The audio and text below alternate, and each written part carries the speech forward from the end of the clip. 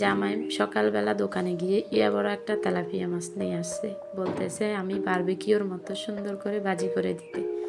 তো আমি কিভাবে বারবিকিউ করব বলেন, আমি তো কখনো করিও নি, আর ঘরে তো সব কিছু থাকে না বারবিকিউ করার মতো। হ্যালো এভরিওয়ান, আসসালামু আলাইকুম। কেমন আছেন সবাই? আশা করি ভালো আছেন। চলে আসলাম নতুন একটা ভিডিও নিয়ে। আজকের ভিডিওতে থাকছে তেলাপিয়া মাছ কিভাবে ভাজি করে বারবিকিউ করলাম।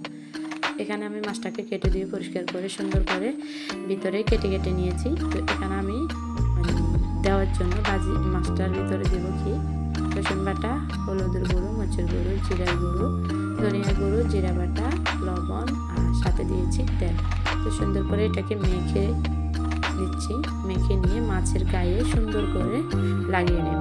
দেখেন কত সুন্দর করে মাছের গায়ে হলুদ দিচ্ছি আমি। আপনারা সবাই ভিডিওটি দেখতেই থাকেন। তো আমার ভিডিওটি যদি ভালো লেগে থাকে সবাই লাইক কমেন্ট করবেন, আর আমার চ্যানেল নতুন হয়ে থাকলে চ্যানেলটি সাবস্ক্রাইব করে দেবেন।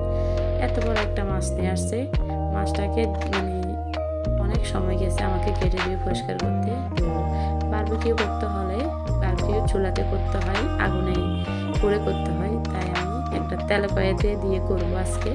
তো সবাই আমার ভিডিওটি লাস্ট পর্যন্ত দেখবেন। তো আমি কিভাবে করি সেটাই দেখবেন, আর আপনারা যদি ইচ্ছে করে তাহলে এভাবে বাড়িতে বাসায় তৈরি করে খেতে পারবেন। অনেক মজা হয়েছিল মাছটা। খাওয়ার পর আমি ভয়েস দিচ্ছি, এত মজা হবে ভাবিনি। দেখেন আমি 10 মিনিটের জন্য রেখে দিয়ে তেলাপিয়াতে তেল দিয়ে গরম করে নিচ্ছি। ফ্রাই প্যানে মাছটা আটতেছে না, এত বড় একটা মাছ। মাছটার দাম নিয়েছিল 200 টাকা। আমি বলতেছি এত দাম মাছে, একদম জেতা ছিল, লাফাচ্ছে মাছটা। যা হোক, তো আমি সুন্দর করে তেলে দিয়ে দিলাম। দেখেন ফিট করে উল্টে দিচ্ছি,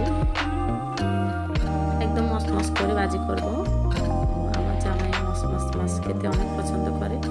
তো এটা আমি সুন্দর করে ভাজি করে নিচ্ছি, আর ফাঁকে একটু একটু হলুদ দিয়ে দিচ্ছি যাতে সাদাটা না থাকে, সুন্দর করে লালচে হয়ে যায়। তো আমি সুন্দর করে ভাজি নিচ্ছি। দেখেন এই তো আমার ভাজা অলরেডি হয়ে আসতেছে। তো আমি এখানে এফিট করে শুধু উল্টে ভাজি করে নিচ্ছি। তো দেখেন এখানে আমি মাছ ভাজি করা হয়ে আসছে। তো এখানে আমি জিরা গুঁড়ি করব, জিরা টালতেছি, আর এখানে ধনিয়া পাতা কুচি করে রেখেছি।